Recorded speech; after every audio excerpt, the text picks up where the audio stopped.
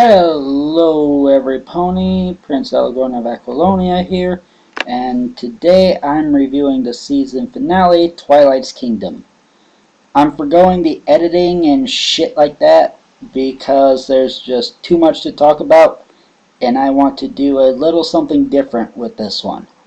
I just want to talk directly to my audience with as much expressiveness and clarity as possible. So don't be surprised if I even drift a little off script every now and then. We're going to start with getting the negatives out of the way first. First of all, yes, Celestia pulls yet another Batman gamut out of her sunny ass by giving all the alicorn magic to Twilight. We should not be surprised by this, but I can see how it's a little distracting. Like, seriously? She didn't think that Tyrek would find out about there being a fourth princess at all.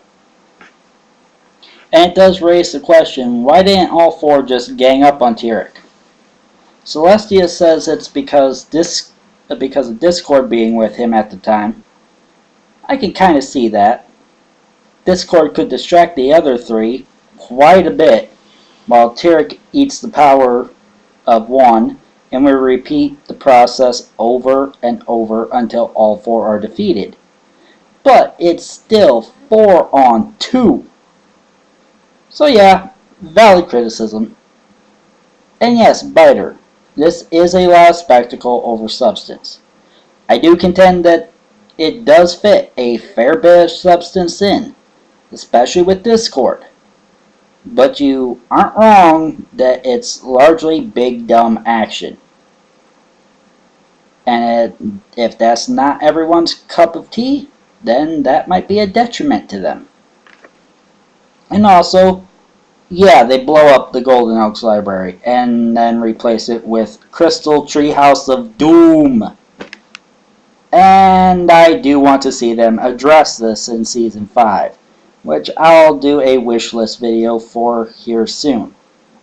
And yes, Digi, we all called Twilight being the Princess of Friendship a long time ago, and it is a little redundant to have them blatantly scream it in our faces. Now you know how I feel about power ponies. Now that that's out of the way, let's get to the meat of things. Sorry folks if you're looking for real analysis, but this is just going to be me fangasming from here on out. So I guess I'll see you on the other side. Okay, first of all, the songs weren't the best per se, but they served their role. The first really played into the catalyst of the episode, which is Twilight being aware of the fact that she's sort of been useless as a princess all season, and being anxious to know just what her place is supposed to be now. And the second was just a fun little cozy number to end the feels of the episode with a bang. Both did their parts well, I think. Second of all was the catalyst. Good lamp shading there. And it's an effective plot point from which to build off of. Next up is the first of the 2 major bait and switches. Remember Castlemania? Remember how Josh Haber had to go on Twitter and say the Pony of Shadows was just an end gag? What was the first view we got of Tyrek? A cloaked, pony-like figure with glowing yellow eyes. Does this sound familiar? Well played, Haber and company. Well fucking played. The second bait and switch, of course, is Twilight's castle is not the renovated castle of the 2 sisters. It's a fucking crystal treehouse that grew from where the library was because of the fucking box. That one I'm not sure I'm going to say is as well played. We'll have to see exactly what comes of it. But it still was an interesting bait and switch at least. Pinky figuring out how the keys work is pure idiot savant brilliance. Get mad. Throw the item at the box. Boom. Instant key. Only Pinky could be that much of an accidental genius. So apparently the dark spots on Luna's flanks aren't part of her cutie mark. They're just a birthmark. Interesting to know. Also, how good was it to hear all the princesses sing? It's been a while since Twilight had a song, and then you add in Celestia getting her second singing performance, along with Cadence getting hers, and Luna, this being her first singing performance, and I was a very happy princess fan. Luna has a very interesting vocal quality with her voice too. The rainbow power itself. Yay for magical girl anime tropes. The designs were sorta hideous though. But it only lasted like 5 seconds. So I'm not really going to complain about that. The real question is if it was a one-time use thing or if this is our new permanent Deus Ex Machina.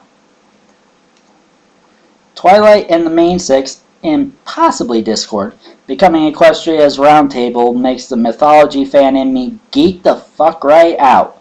So bad. I have an obsession with Arthurian lore. And in an episode already making a lot of mythological callbacks with Cerberus and Tartarus, I was extra happy to see some callbacks to Celtic legend for once. And I think it's a fitting callback too. The Round Table were the most virtuous men in Arthur's Britain, and their ladies. And the main six are the most virtuous ponies in Equestria. I also love seeing the key givers at the end. That was just a nice little continuity callback for the season. And the Dyslestia shippers get a moment to shine. And good for them. Now, let's get to the really good stuff. The animation quality is, oh my god. This is the most everything they could have ever put on the screen. The lighting, the shading, the effects, the movement, the expressions, everything is just so well done. And you know Voice is going to rave about this when he does his vid. But just, holy crap. Discord. That character development, though.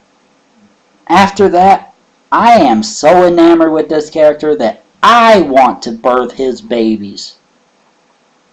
This is the sort of thing Discord needed. He needed to be put to the test. And he needed to fail, only to play a part in making things right in the end. And we got that. And thank you for giving me my first quick fix. And it was played perfectly. Tyrek gave him a very hard choice. Does Discord want to be a lapdog? Or take his place as a god and reign once again? He doesn't make the right choice here. He's seduced away. And in the process, he loses everything. And that devastates him.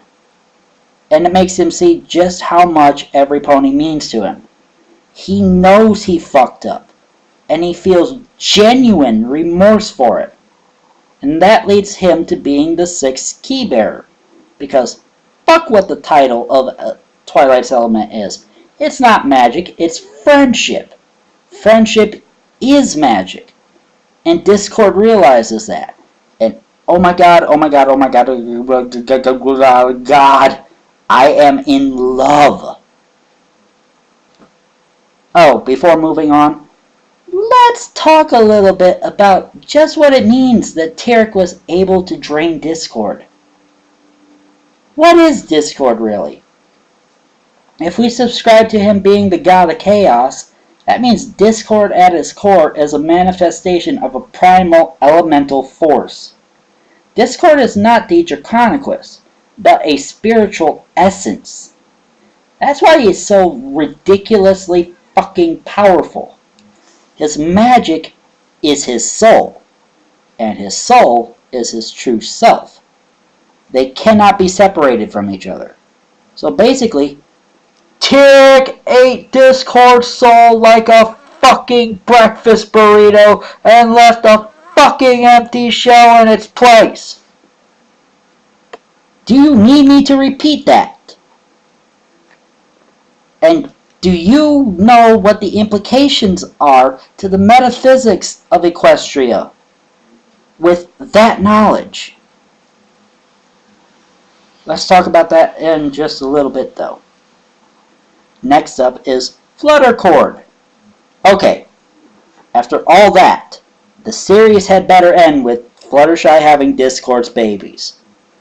Oh my god, the fucking feels from these two the entire time are off the chart. Every single scene with these two went to really showing how far Discord has come. When they first meet up, Discord's response is to ask if they're on for tea, implying that they do this all the fucking time. He has a picture of himself and Fluttershy on his nightstand. When he comments on the reason when he's talking to Tyrek when they first meet, and he's commenting on why he agreed to try to be the one to catch Tyrek, he says he's doing it for his friends, namely Fluttershy, and then gives a girlish squeal face about it, like, He doesn't immediately betray every pony except Twilight when he goes to do it, but hugs Fluttershy tightly and smiles at her. Of course, it's a crocodile smile, and seeing the heartbreak on her face when he then does turn on her just leaves me a devastated wreck. But after that, after he does go through with it, he can't bring himself to see Tyrek drain her and the others of their power. I think even then, he knew what he was doing is wrong.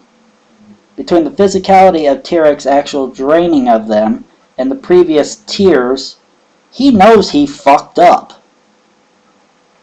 And when Twilight is faced with her choice, when Fluttershy tells her not to agree because they're not worth it, Discord's response is to go, "But you are, Fluttershy.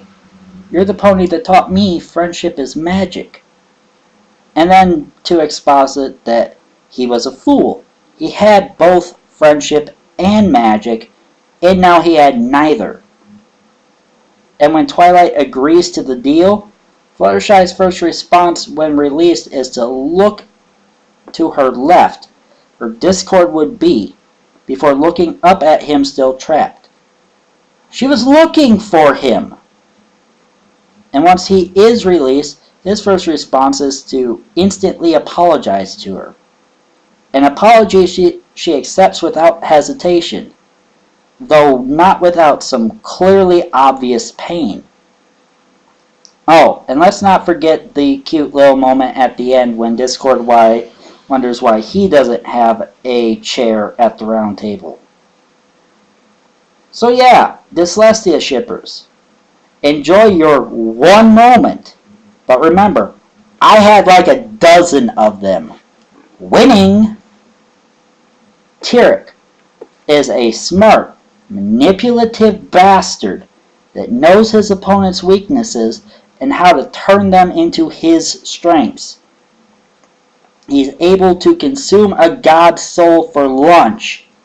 He tosses the princesses into literal hell. He is hyper-violent as all get out.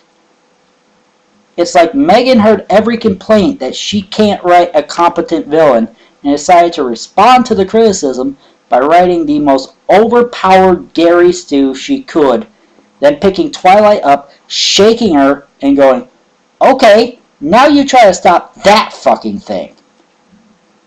This dude was already a bad motherfucker in G1, but he's full on beast mode here. Not only is he hands down the best villain we've ever had, but he's genuinely frightening. And I am absolutely in awe of him. Because let me repeat what I just said. He had God's soul and tossed 3 goddesses into literal Greek hell. That is absolutely terrifying. Oh, and did anyone else notice how Discord and Tyrek working together are a callback to Magic.mov? Yeah, I think they're aware of the fan works, folks, even if they're not supposed to be. The fight. Are you fucking serious? They got away with that? The old DBZ fan in me is creaming himself right now. That was so unbelievably violent, intense, edge of your seat that I can't foresee how they can top this without slipping into self-parody. And it's glorious for that. Like, seriously, fucking glorious. Why the fuck did we have to deal with so many C+ episodes this season when they're still capable of something as fucking A double plus as this? I'm not as sure today if I'm ready to call this the best episode of the series as I was on Sunday when I first saw it, but this is still God tier. An easy 5 out of 5. Not even close. And now comes the hiatus. Well, I do still got some catch-up reviews and some other smaller stuff planned. So I will see you all soon.